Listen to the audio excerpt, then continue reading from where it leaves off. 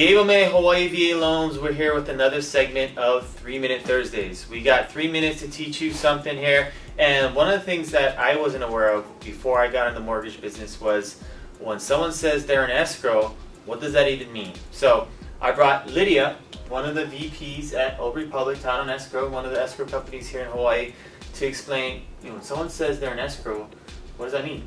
Well, basically, we are a neutral third party, and escrow collects documentation to transfer title between the seller and the buyer. So that's the gist of what we do. Cool. And part of that is was just making sure that the contracts follow between the buyer and seller, correct? Right. The contract is our instruction, and we basically follow the contract to make sure that the seller does what the seller is supposed to do, and the buyer does what the buyer is supposed to do. Okay.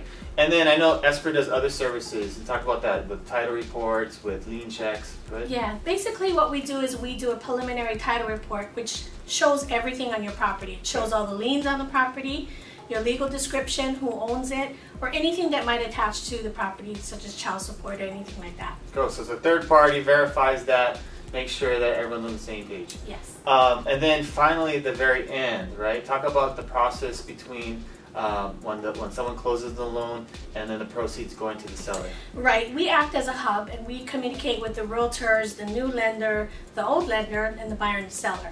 So we collect all the documentation, we collect the money, make sure everybody is doing what they're supposed to do.